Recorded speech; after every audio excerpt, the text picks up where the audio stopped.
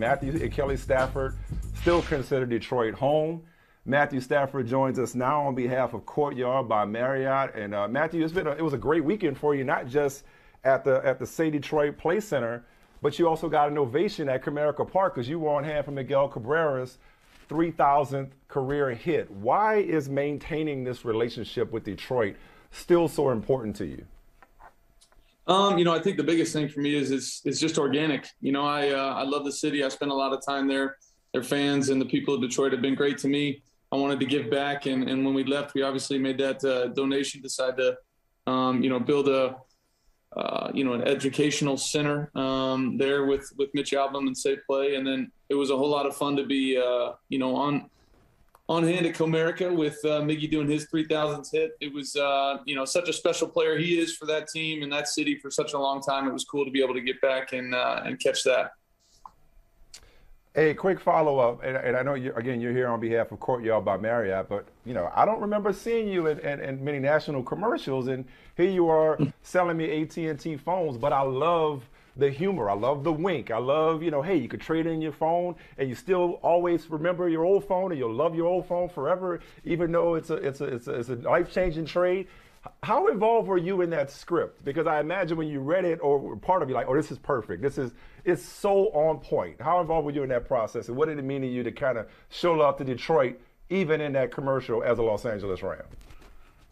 Yeah, it was perfect. The first time I read that, it was pretty similar to what came out in the commercial. And I was all in. I was ready to do it. It's fun getting to do some of that stuff, getting to do the thing with AT&T. And now what I'm getting to do with Courtyard by Marriott, who's the official hotel of the NFL. I'm actually getting to do a sit down with another Michigan kid, Aiden Hutchinson, Wednesday at 6 p.m. at the library in Cosmo.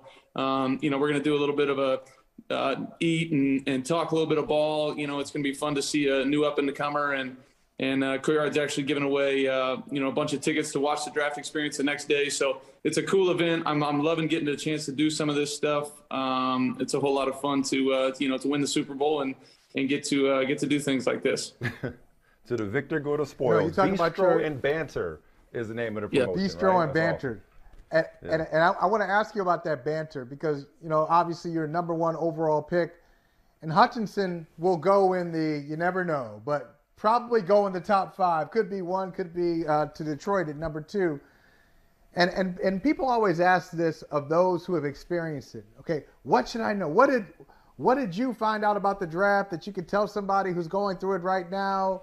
What don't I know that you can share with me? So what is it? What is it about draft day and the draft experience that you could share with Aiden Hutchinson and us that we don't know, but obviously you do? Yeah, I was a little bit of a unique situation. I almost knew even right before that I was going to go there. But the biggest thing for me, early on in my career was just trying to embrace it. That's the good, that's the bad. That's wherever you end up going, whoever you end up being, surrounded with. Embrace it, learn from it. The worst thing you can do is try to act like you know everything already. You're going to learn a lot. I'm in my 14th year coming up. I'm going to learn more this year than I did, last year. And if you continue to have that mindset, it's going to help you out down the road. Who was what was the moment? Because we all have these moments. Once you go from college to the pros in whatever you're doing, there's always that eye-opening moment where you're like, oh, it's a little different here now. What was that eye-opening moment for you, whether it was on the field or meeting rooms? What was it in Detroit when you first got there? I had quite a few my rookie season. I would say the earliest thing I can remember of things being different was getting to throw to 81. I walked out to practice and said, I didn't have any receivers in college that moved and looked like that guy. So he was a special talent, a special player. I remember just thinking, it feels like I'm throwing to the fastest D end I've ever seen. This guy's an unbelievable, teammate, unbelievable freak of nature that can do all sorts of things. And that was my eye-opening moment. And, playing against, guys I grew up watching, playing against Brett Favre, playing against, Ray Lewis and, all those guys. That's stuff I'll never forget, especially as a young player. It feels like just yesterday. We feel old because it feels like just yesterday you went number 1 overall out of Georgia. And now here you are, Super Bowl champion, Los Angeles Rams quarterback, national pitch man. Take us back to a year ago. A year ago this time, You had just undergone this life-changing experience of being traded to the Rams. What do you remember about where you were in terms of your headspace, your emotions this time a year ago, and what you envisioned for the following year? Because who in his wildest dreams would have thought you'd go to the Rams your first year and complete it with a Super Bowl? So just flashbacks a year ago this time and what you were thinking and experiencing.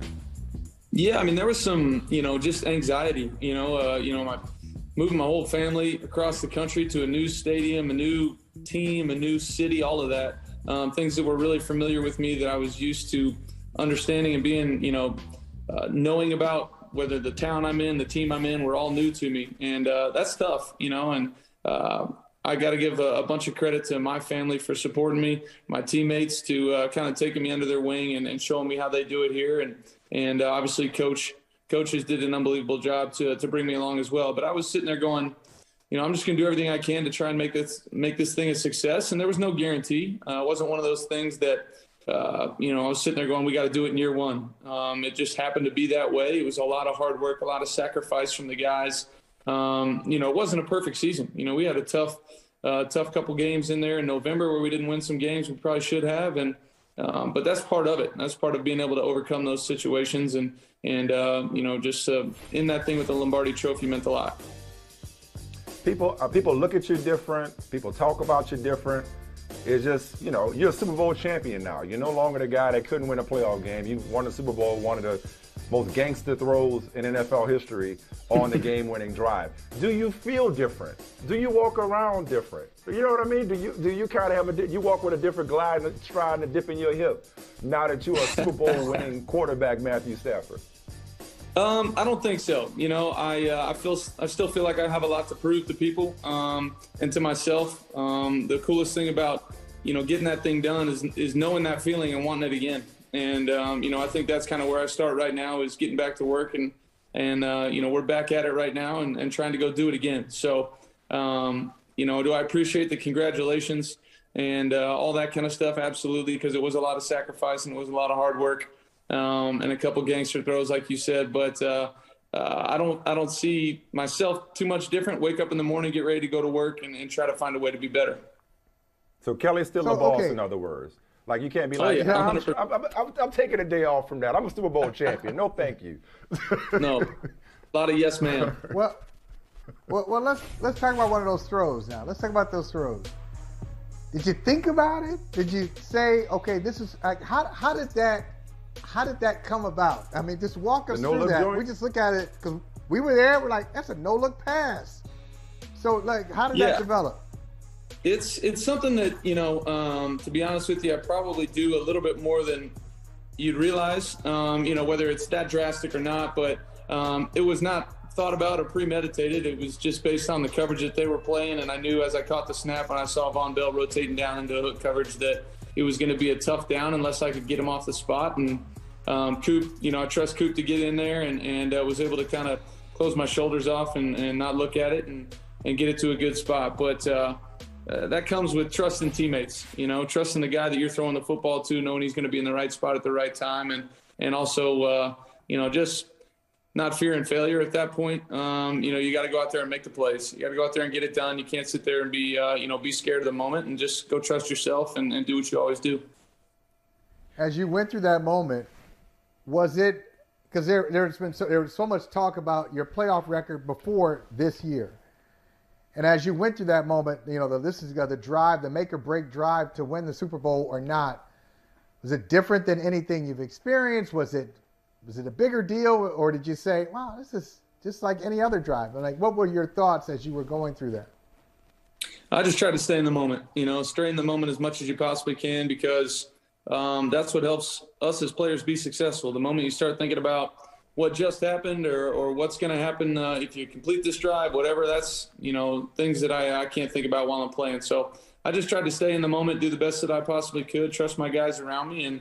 And we had a nice drive to go down there and win it.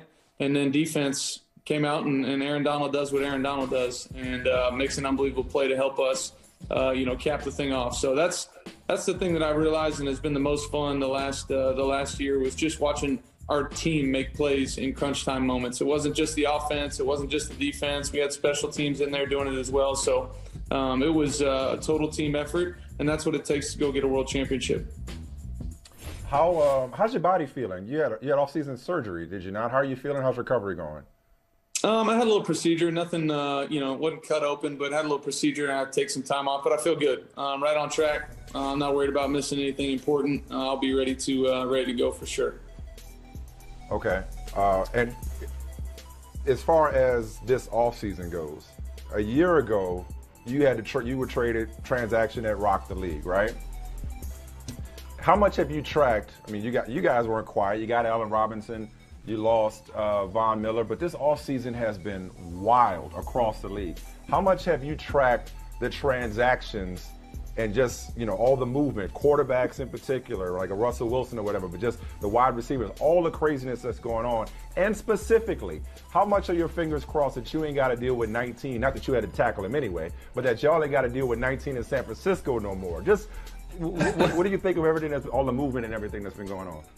Yeah, I mean, I'm a fan like everybody else. I'm watching and seeing what's going on in the league. It's pretty crazy to see all of the, big-time moves, like you said, that have been going on with Russ going to Denver, and a lot of it has kind of been going on in our division, to be honest. So, like you said, talking with Debo, I mean, I got so much respect for who he is as a player. I have no idea what the situation is going to end up being there, but he's an unbelievable player that I know gives our defense, every defense that he plays fits. What he's able to do, out of the backfield, at the receiver position, I mean, they use him in so many different ways, and he is such a baller. So we'll see if we have to deal with him. If we don't, like you said, I don't ever have to tackle him, thank God. But he's a big-time player.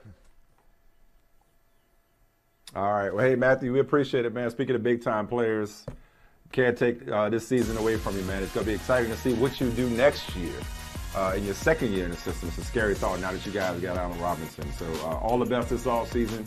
Keep bringing it with awesome commercials. Thanks for joining us on behalf of Courtyard by Marriott. And it's good to see you, man. Thanks so much for the time. Appreciate it, guys. Thanks again. All right, man. Be good. Bye. Thank you. Hey, thanks for watching Brother from Another on YouTube. Make sure you hit subscribe before you leave, and be sure to watch us 3 to 5 p.m. Eastern Time on Peacock. Appreciate you.